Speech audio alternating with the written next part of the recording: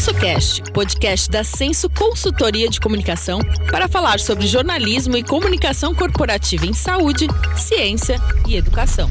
Apresentado por Moura Leite Neto.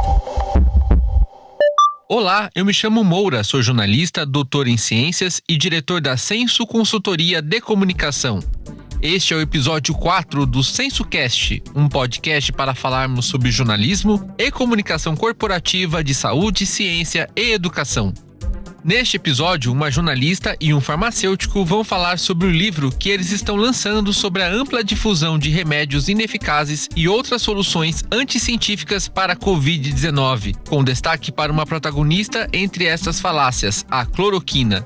É o livro Chloroquination, como o Brasil se tornou o país da cloroquina e de outras falsas curas para a Covid-19, que está sendo lançado pela editora Paraquedas pelos dois convidados deste episódio, que são Chloé Pinheiro, jornalista com mais de 10 anos de cobertura de saúde e ciência. Atualmente, Chloé é repórter na revista Veja Saúde da Abril e já colaborou para veículos como UOL e a agência FAPESP. Em 2021, foi incluída no ranking de profissionais mais admirados da imprensa de saúde e bem-estar do Brasil, elaborado pelo Einstein e pelo portal Jornalistas em Companhia.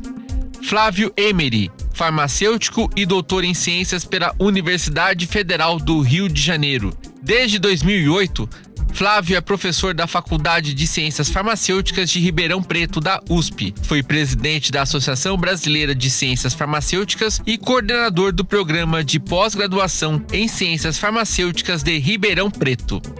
Em 18 de maio de 2022, o então presidente dos Estados Unidos, Donald Trump, em discurso para jornalistas, disse, abre aspas, muita coisa boa saiu da hidroxicloroquina. Vocês ficariam surpresos com quantas pessoas tomaram o medicamento, especialmente profissionais da linha de frente, antes que sejam contaminados. Eu mesmo estou tomando agora mesmo. Comecei há algumas semanas. Fecha aspas. Estava inaugurada assim a onda anti-ciência de curas milagrosas para a Covid-19, que prontamente ganhou fôlego no Brasil. Aqui no Brasil, Bolsonaro foi propagandista não apenas da cloroquina, como de todo o kit Covid, composto por cloroquina, hidroxicloroquina, azitromicina e ivermectina. Logo, o Brasil se tornou o epicentro desta mentira. Dentre os muitos dados trazidos no livro estão os que apontam que, apesar de menos falada pela imprensa, a ivermectina vendeu muito mais que a cloroquina. Só no primeiro ano de pandemia, o remédio para piolhos apresentou números astronômicos, chegando à demanda de 82 milhões de embalagens, muito à frente da hidroxicloroquina, com 2,7 milhões. A Prevent Senior, que adotou amplamente o uso do kit Covid e chegou a ser investigada na CPI e em outras esferas, saiu sem nenhum ferimento dessa história. Ela ganhou 88 mil novos beneficiários entre março de 2020 e junho de 2021. Das 33 indústrias que produzem ao menos um dos componentes do kit Covid, 6 tiveram ganhos maiores que 500% em 2020, quando comparados ao ano anterior. E a CPI da Covid, infelizmente, foi mais um espetáculo da mídia do que uma punição aos envolvidos neste movimento anti-ciência, que incluiu a demora para a compra de vacinas. Se antes da pandemia o Brasil foi o país da mentira chamada fosfoetanolamina, pílula do câncer, na pandemia houve uma triste coleção de mentiras. Sobre isso, vamos ouvir os nossos convidados. A primeira convidada deste episódio é Chloé Pinheiro, repórter na revista Veja Saúde e autora do livro Chloroquination, como o Brasil se tornou o país da cloroquina e de outras falsas curas para a Covid-19. Chloé, obrigado por sua participação aqui no SensoCast. Em que momento da cobertura da pandemia, em especial dos temas relacionados ao kit Covid, que você decidiu escrever o livro Chloroquination? Oi, Moura, obrigada pelo convite. Bem feliz de estar aqui e falar sobre esse projeto que foi tão trabalhoso pra gente. Bom, eu comecei a cobrir a pandemia desde o começo, em janeiro de 2020, quando a OMS estava começando a anunciar uma nova doença, já comecei a cobrir. Os remédios, a cloroquina já entrou no nosso radar em março. Abril, em junho veio a ivermectina, mas parecia uma coisa muito da nossa cobertura habitual de ciência. Tem um remédio novo promissor, vamos investigar se ele funciona ou não, bem do ponto de vista científico. A partir do final de 2020, começo de 2021, a gente viu que essa pauta estava extremamente politizada e que a imprensa tinha parado de falar disso, porque virou consenso que não funcionava, mas esses remédios continuavam sendo propagados e muito utilizados. Então, em março de 2021, eu vendi uma capa, fevereiro, março, vendi uma capa para Veja Saúde sobre o assunto. E aí eu vi o tamanho do buraco que a gente estava e encontrei o Flávio era a minha fonte nessa matéria. Ele era, na época, presidente da Associação de Ciências Farmacêuticas. Então, eu sempre falei para ele, nossa, Flávio, que buraco, isso daria um livro. E aí então, em março de 2021, a gente começou a gestar o livro. Mas ele começou a sair do papel mesmo lá para maio de 2021.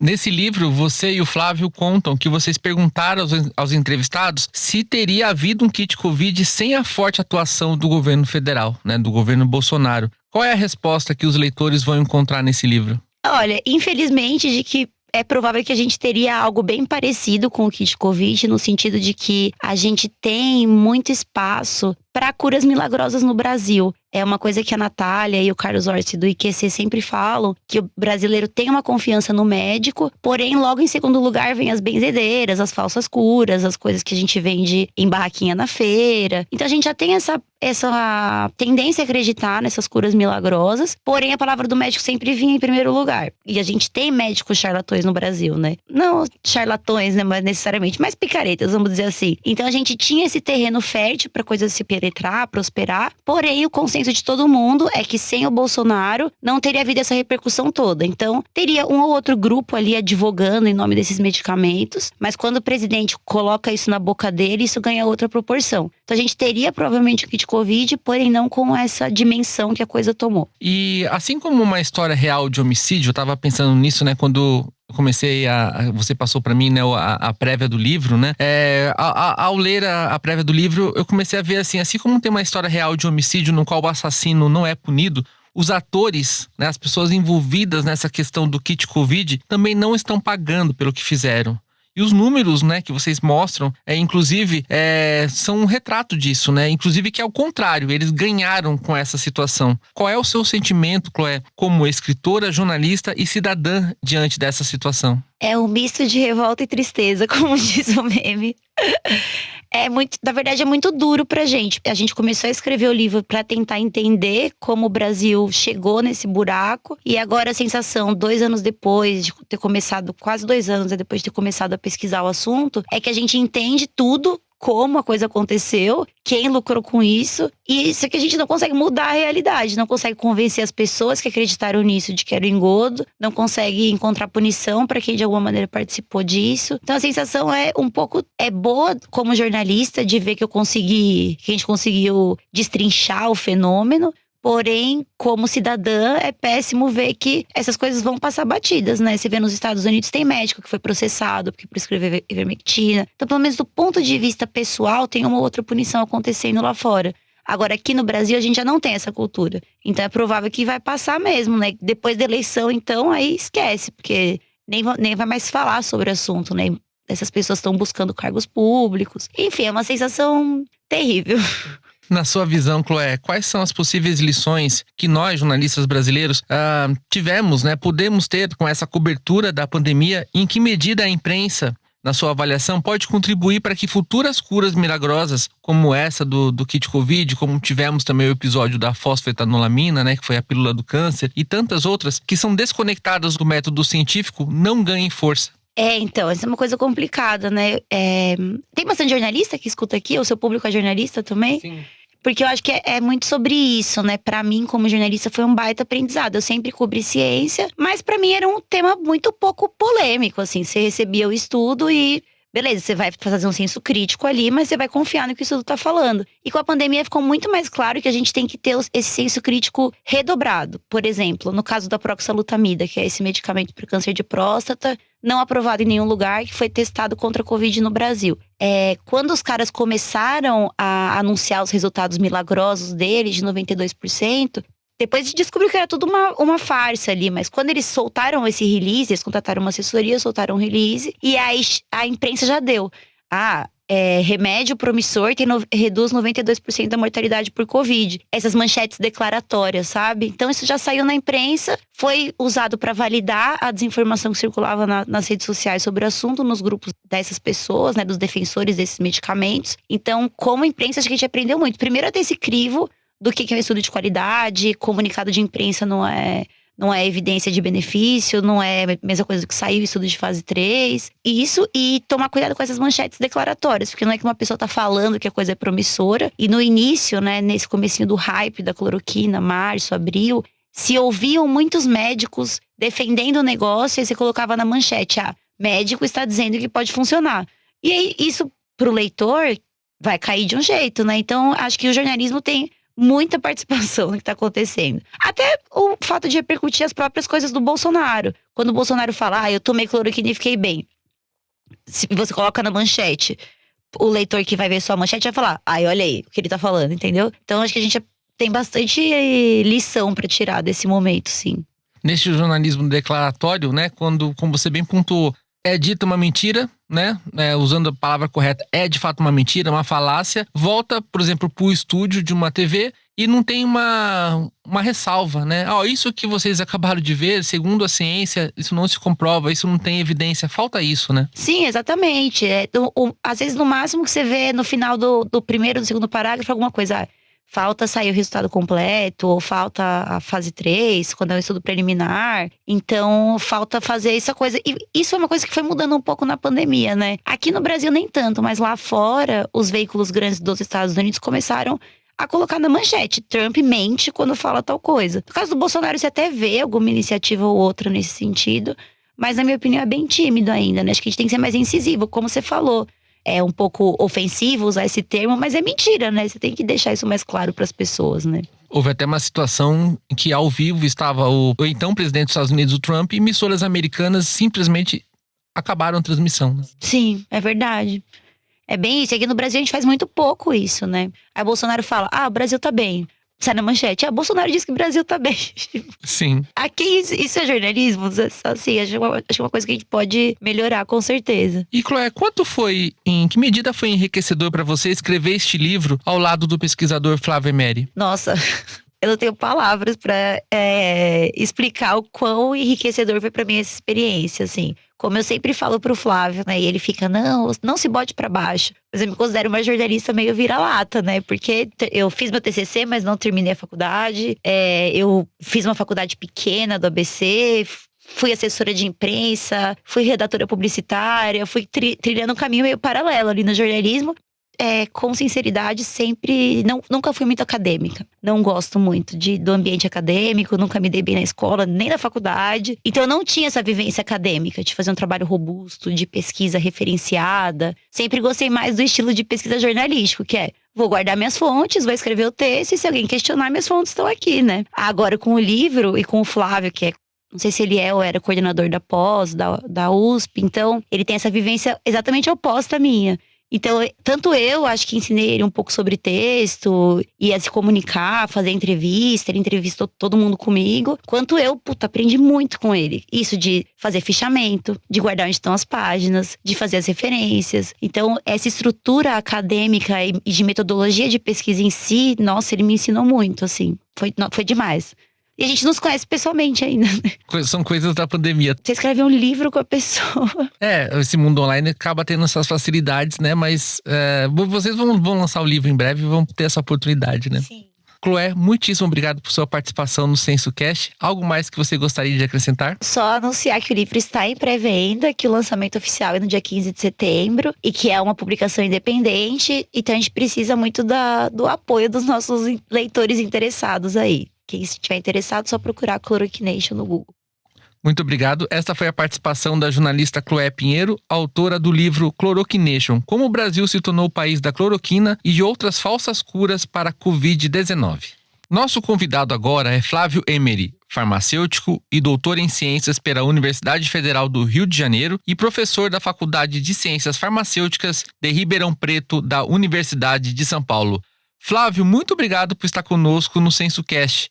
Conte para nós como foi a experiência de escrever o livro Chloroquination ao lado da jornalista Chloé Pinheiro. Ora, eu acho que a gente... Bom, primeiro eu tenho que começar agradecendo, né, a oportunidade de estar aqui, conversando com você e, ao mesmo tempo, divulgando o trabalho. Mas dá para responder essa pergunta de diversas formas. A primeira, sim, trabalhar com a Chloé foi um prazer enorme, né? Se eu posso contar um pouco dos bastidores, e se é que isso tem interesse para alguém, eu e a Chloé não nos conhecemos. Com certeza tem.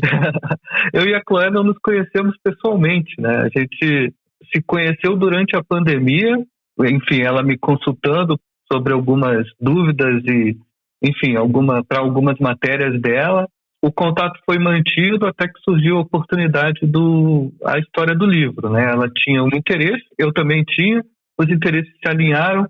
Em algum momento, sei lá, por obra do acaso, as coisas convergiram para que a gente tornasse parceiros nessa empreitada. Então, uma história interessante, porque construir o livro totalmente à distância, né, foi um processo também de conhecimento nosso, né? Então, conhecer a Chloé no processo foi algo super, super valioso para mim. Alguém super talentoso, que tenha capacidade única de traduzir em palavras aquilo que eu mal sei falar aqui com vocês. Então, eu aprendi muito. Então, foi uma oportunidade de aprendizado para mim. Essa é uma primeira parte da história que eu acho que é interessante contar. Trabalhar com a Chloé não só foi um ganho pessoal, como um ganho profissional. Ao mesmo tempo que posso responder de outra forma a sua pergunta, que é, escrever o livro com a Chloé foi vivenciar momentos da nossa história que foi muito doloroso, né? Doloroso por quê? Porque nós revivemos esses 2 últimos anos muito detalhadamente, como está no livro, né? Que descreve todas as razões pelas quais nós nos tornamos o país da cloroquina e das falsas curas, né? Cloroquina, ivermectina e tantas outras coisas. Esse é o fim do livro, né? Esse é o que nós pretendíamos responder com o livro. Mas foi doloroso por quê? Porque a gente, ao mesmo tempo que documentávamos e revivíamos essa história, a gente sentia as dores das pessoas que nós entrevistamos, que nós ouvimos, a sensação de impotência de muitos dos profissionais que lidaram com isso. Nos seus dias a dia foi uma batalha muito intensa que a gente acabou tendo um ouvinte muito próximo, né, e muito atento e particular dessas pessoas. Então essa sensação dos entrevistados, daquelas pessoas que nós ouvíamos como fonte, era sempre uma experiência única, rica, mas muito intensa. Então, nesse sentido, foi dolorido por conta da dor que era o momento, né? O momento era um momento único. Mas eu acho que eu posso dizer que o saldo realmente foi um saldo super positivo, porque a obra ficará aí. E eu espero que todos o entendam como tal, como um documento a ser revisitado para que nós não repitamos esse erro aí no futuro, né? A gente não caia nessa mesma armadilha que nós caímos agora de discutir o que não era necessário e abrir mão daquilo que era realmente importante, que era a vida das pessoas, né? Hoje chegamos a 680 mil mortes, isso documentado, e boa parte dessas vidas poderiam ser evitadas. Eu acho que boa parte da resposta disso também, me alongando um pouquinho, está lá na nossa dedicatória. A gente dedica o livro aos profissionais de saúde, aos cientistas e às pessoas que se foram, né, aos doentes. Eu acho que isso dá a devida dimensão do que foi o livro para a gente, né? De realmente documentar e dar valor a todas essas pessoas que foram tão valiosas para a gente. Sim. E Flávio, os defensores do kit Covid quiseram propagar a ideia de que haveria uma ciência dividida, né? E reforçaram isso trazendo estudos fraudulentos. A partir deste exemplo, como a mídia e o público-alvo, na sua opinião, podem ser capazes de diferenciar o que é ciência de fato e o que é desinformação? Primeiro não existe essa da ciência dividida, né? Uma ciência, outra ciência alternativa, ou a ciência que atende aos interesses de um ou outro grupo. Ciência é ciência, não tem essa divisão. Quando passa a ter essa divisão é outra coisa. não ciência. E o que aconteceu, como você disse, foi mascarar a desinformação com retoques, né, tinturas de um discurso que parece ciência. E isso é muito maquiavélico, né, muito ruim, porque no fim das contas as pessoas acreditam em ciência. Isso é interessante ser dito, né, porque eu acredito em ciência. Então, se eu acredito em ciência e alguém está falando algo que parece ciência, eu vou acreditar. Para aqueles que não têm a vivência do seu dia a dia, uma rotina do seu dia a dia de trabalhar com isso, né, com pesquisa científica ou coisa e tal, a informação, como você disse, vem de onde? Vem da mídia, vem de onde eu leio, e mais recentemente de todos esses canais de distribuição de informações, né, as redes sociais, os aplicativos de mensagem e por aí vai. Com tudo isso, a gente perde o controle da mensagem que é passada, né? E isso foi a maneira como essa maquiagem que eu falei foi distribuída aí para toda a população. O que se faz para resolver isso? Isso levaria, acho que é tema de pesquisa para muita gente, né?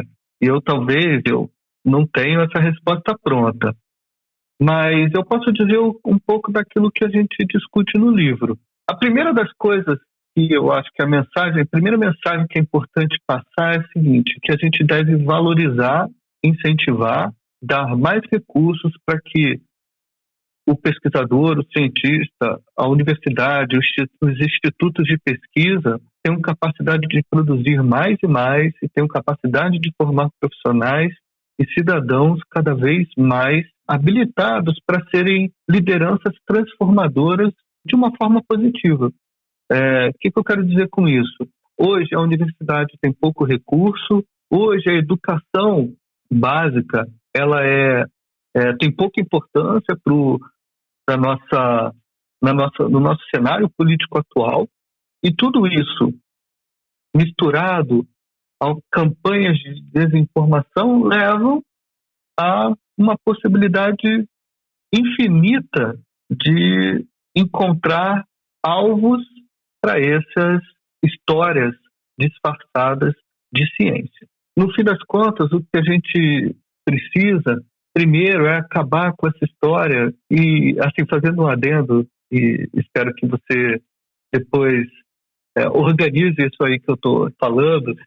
Recentemente começou a pipocar aí de novo nas redes sociais, a gente está de volta a um momento próximo à eleição, aquelas campanhas e tweets dizendo que, usar um exemplo recente, o exemplo da minha casa, a Universidade de São Paulo, em que a Universidade de São Paulo é aquela balbúrdia, em que na Universidade de São Paulo os estudantes fazem sexo na sala e no corredor e usam drogas na frente de todo mundo, e que a Universidade de São Paulo é isso e só isso. Isso nada mais é do que uma campanha de difamação, mas que vai muito além da campanha de difamação propriamente dita. Junto dessa campanha de difamação vem toda essa campanha de afetar a moral e a ética que as pessoas levam consigo, né? Então, alguém que não conhece a Universidade de São Paulo, que é carente de informação, a gente vive num país com baixa dificuldade e acesso ao ensino público de qualidade, ao ensino privado também de qualidade, basta ver os nossos indicadores e tudo mais. E quando essas pessoas que se informam via esses canais de desinformação recebem essas mensagens, o que elas observam primeiro nossa, eu odeio esse tipo de coisa, eu detesto essa imoralidade, né? Isso afeta aquilo que eu acredito como religião, como comportamento adequado para uma família e tudo mais. Isso é um processo de difamação moral de uma instituição pública reconhecida internacionalmente, que produz ciência. E aí, quando você começa a ter campanhas de divulgação que falam que a ciência produzida na USP, que aquele pesquisador que é da USP ou de outra universidade qualquer está desmentindo uma desinformação, ela começa a acontecer, eu vou acreditar em quem? Eu vou acreditar nesse cientista da USP, que está numa universidade onde os estudantes fazem sexo dentro da sala de aula? Ou eu vou acreditar na mensagem que veio do pastor da minha igreja, do meu pai, do meu tio, do meu amigo, ou do político que eu votei? A pessoa fica dividida. E usar esses mecanismos, né, de difamação e desinformação juntos faz parte do processo, faz parte dessa conjunto de coisas que levaram à situação que nós discutimos no livro, né? Como nós viramos o país da cloroquina. Espero que eu tenha sido claro. Eu comecei a devagar aí, mas vamos ver qual vai ser. Não, mas foi excelente a pontuação, inclusive, aproveitando esse gancho, um caminho, Flávio, para evitarmos que essas falsas curas e esse cenário de construção desse contexto difamatório ganhe repercussão na sociedade, seria haver um investimento em uma educação sobre ciência na base, ou seja, uma educação científica nas escolas com nossas crianças? Primeiro educação forte, uma educação com bom investimento, com professores valorizados, com uma estrutura na escola adequada para o ensino, né? Com políticas educacionais de fato, que existam de fato, que atendam às necessidades do país para a gente formar cidadãos. A gente não precisa formar cientista, todo mundo ser cientista. A gente precisa formar cidadão, né? E o cidadão é aquele que, inclusive, vai ser capaz de discernir com o devido cuidado o que é prejudicial e o que não é para si, para a comunidade, né? Para si, para sua família, para a comunidade e para o país como um todo. Então, primeiro investimento em educação. Segundo ponto, eu acho que sim, um investimento numa formação crítica. Eu acho que isso é mais importante até do que uma formação puramente científica, a formação crítica. É você ter cidadãos críticos, de fato, né? E aí, crítico que eu digo é aquele cara que é capaz de pensar. A base da ciência é isso, é você ser capaz de pensar. E a gente tem que fazer o estudante ou o indivíduo em formação ser capaz de pensar. Para isso, a gente precisa de estruturas, a gente precisa de políticas públicas adequadas, até que chega a formação científica, de fato, e aí a formação científica não só para essas ciências aplicadas, mas a ciência básica, né, desde as ciências humanas até as ciências exatas, a física, a química e por aí vai. A gente não pode ficar transferindo sempre para frente um ensino mais aprofundado no sentido de formar cidadãos críticos e pensantes. O que eu quero dizer com isso? Eu não posso jogar só para o ensino superior essa responsabilidade. Isso tem que vir desde sempre, né? Tem que vir desde do começo da vida dessa criança na escola, né? Ou nas creches, né? Para aprender a lidar com o que é diferente, saber discernir o que é real e o que é correto, e é claro, isso depende de ser capaz de interpretar, olhar a informação, avaliar de onde vem essa informação, né? E aí, até aproveitando um pouco isso, né, que eu falei de onde vem a informação, você perguntou anteriormente, né, como a mídia e poderia ter feito ou fazer para ajudar a resolver isso. Na verdade, fez. Eu acho que eu nunca vi tanta informação, né, na mídia, seja ela escrita, seja ela na TV, aberta ou fechada, falando de ciência, falando de informação de saúde, passando informação de saúde para a população. A questão é quem tem acesso a essa informação. E, mais ainda, aqueles que têm acesso a essa informação são capazes de digerir e entender essa informação de forma adequada, como ela deve ser feita. Uma parcela da população sim, outra parcela da população nem tanto. E aí precisa de orientação. E a orientação ela vem de uma outra classe, né? No caso da saúde, todos os profissionais de saúde que deveriam estar engajados para fornecer à população não só o melhor serviço de saúde possível, mas também a melhor informação sobre saúde disponível. Isso tem a ver com o medicamento, que é a base do nosso livro, né? Nosso livro tem como base o medicamento. E aí a informação sobre medicamento, ela deixou muito a desejar durante a pandemia. Não falo aqui diretamente pela mídia, mas também por muitos profissionais de saúde, a gente viu isso, né?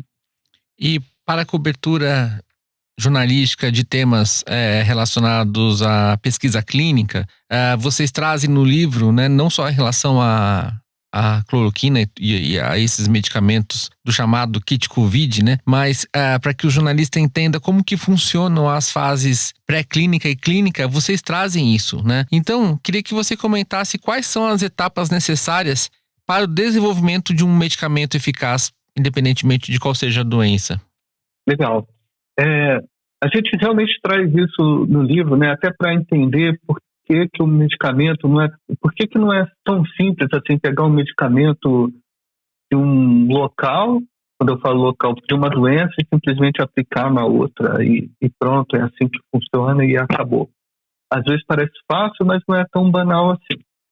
Normalmente, se a gente olhar para trás, o processo é um processo longo, né? O processo, você não vê, você não olha você não vê reportagens aí na imprensa todo dia falando de um ou mais medicamentos novos sendo lançados todo dia. Não acontece, né? São poucos os medicamentos ou os compostos, né, descobertos e lançados para o mercado todo ano. É um número limitado mesmo. E por que é limitado? É limitado porque é difícil e é caro. E por que é difícil e é caro? Bom, porque ele tem que passar por diversas barreiras. Uma dessas barreiras que torna caro é o tempo. O processo é longo, mais de uma década, em geral. Eu estou falando isso fora da pandemia, depois eu volto para a pandemia. E aí você tem, primeiro que ter essa substância em mãos, né? O que é uma substância? Aquele composto que está lá no medicamento, por exemplo, a cloroquina, está lá no medicamento que o indivíduo, que o paciente vai ingerir. Então, tem que ter esse composto em mãos. Ele tem que passar por uma série de estudos iniciais que vão me trazer a seguinte informação. Ok, ele tem potencial, mas quando eu falo isso porque ele passou por estudos iniciais, preliminares, em célula, em algum tecido, enfim, algum estudo específico, que são chamados estudos iniciais, lá até chegar aos estudos pré-clínicos, que são um pouquinho mais avançados. Os pré-clínicos que indicam se ele realmente tem atividade, segurança, naqueles modelos preliminares antes de chegar até o humano, mas antes de chegar ainda ao humano tem os modelos animais. Então, passa por uma célula, por um tecido, avança para um modelo animal, passa do modelo animal para humanos. Não é simplesmente transferir de modelo, né? Ele tem que, como se ele recebesse uma aprovação em cada uma dessas etapas. E essa aprovação, ela é definida por quem? Pelos estudos anteriores. Então, é uma série de requisitos, são muitas vezes limitantes para que um composto chegue até ser testado em humano. Ele só é testado em humano quando existe o mínimo de efeito garantido, né? E a segurança até aquele momento não indicou nenhum problema grave. Mas isso não quer dizer que não vá ter problema grave e que ele inicialmente seja efetivo em humanos, porque uma coisa é testar na célula, outra coisa é testar numa cobaia, num animal, outra coisa é testar em humanos. E quando chega até os humanos, os testes também são em etapas. Primeiro num número pequeno, voluntários, estuda o que é chamado de fase 1, e aí você garante a segurança. Depois a fase 2 com um número maior de voluntários, chega a centenas de voluntários, até um número mais elevado, que é a fase 3, que é aquela antes de chegar ao mercado. Só essa fase clínica em humanos pode demorar mais de 7 anos. Isso tem um custo. Tudo isso foi reduzido na pandemia. Na pandemia, uma vez que já tinha uma resposta em célula, já ia para o ensaio em humanos, às vezes fazendo fase 1 e fase 2, ou seja, segurança e eficácia juntos para aumentar a velocidade da resposta em vários centros espalhados pelo mundo, para que assim fossem combinados os resultados e aí tivesse maior velocidade para afirmar aquele fármaco chega no mercado, serve no caso para Covid ou não serve para Covid no caso da pandemia, que é a doença que a gente trata no livro, né? O problema que aconteceu com cloroquina e ivermectina, para usar os dois como exemplo, é que muitas vezes se falava do ensaio, porque por conta do ensaio em célula, que é aquele preliminar, já se tratava aquilo como uma cura absoluta e um reflexo do que aconteceria em humanos. Sem saber que, para que tenha o efeito humanos, ele tem que, após ser administrado, alcançar a corrente sanguínea, alcançar o alvo molecular pode ser do mais diversos. Se ele interagir com vários alvos, ele pode ser tóxico, e não necessariamente ao interagir com um alvo que vai ser importante para diminuir a replicação do vírus ou levar à morte ou diminuir a infecção pelo vírus, né? Então, essa simplificação do processo de que funcionou em célula, então vai funcionar em humanos e por isso é uma cura, ou funcionou em uma doença, vai funcionar em outra, já que os dois eram micro-organismos, né? No caso da cloroquina, tratamento de malária e alguns estudos antivirais anteriormente que também não foram para frente, vai funcionar para SARS-CoV-2 e, claro, para Covid-19. Então, o processo é muito, muito longo, o processo é difícil. O que foi feito foi um esforço combinado, né, entre várias organizações e indústrias farmacêuticas para que se chegasse a uma terapia minimamente eficaz do problema que a gente estava vivendo. E mesmo assim a gente teve limitação de tempo, isso só aconteceu quando já havia vacina disponível de fato, mas durante o processo algumas coisas foram vistas, né, como o uso de corticoide no momento adequado, né, após quando o paciente estava internado para ter um devido controle, enfim. Mesmo assim, a gente viu absurdos ocorrendo, né, como ocorreram no país, e tirando todas essas fases que eu falei, todos esses processos que eu falei, de tratar cloroquina e ivermectina como uma cura ou prevenção para uma doença, sem ter os resultados desses ensaios, e isso foi adotado como política pública, no final das contas, pelo país, o que é não só um problema grave de saúde pública, que levou à situação que nós vivemos, mas também um problema que leva à incompreensão para futuras pandemias. Tratando isso como uma política pública estabelecida, pode levar a entender para a população que, se foi tratado desse jeito na Covid-19, então deveria ser tratado em outras pandemias também, o que pode ser um problema, né? Sim, e Flávio, no caso das vacinas, que também tem um processo, também tem um rito científico, também tem um tempo, que muitas vezes é um tempo longo. O que propiciou, no caso da Covid-19, que as vacinas fossem disponibilizadas com maior rapidez, até para que uma das queixas da população é que foi muito rápido e os antivacinas utilizam esse argumento. Então é importante esclarecer, até para quem está nos ouvindo, que tem ainda essa dúvida. Exato, né? Minha especialidade é medicamento, eu sei e estudo mais fármaco e medicamento, né? Mas o que eu posso dizer é o seguinte: as tecnologias de todas essas vacinas que foram disponibilizadas para Covid-19 eram tecnologias já conhecidas há muitos anos. Não são tecnologias que foram inventadas do nada durante a Covid-19 para ser estudada durante a Covid-19, utilizando as pessoas como cobaias, como é dito por aí. Pelo contrário, a tecnologia já era bem conhecida. o que foi feito é adaptar essa tecnologia para o vírus que surgiu. E com isso, no momento que se conseguiu estabelecer e desenvolver uma vacina estável, pudesse ser estudada em humanos, isso foi feito.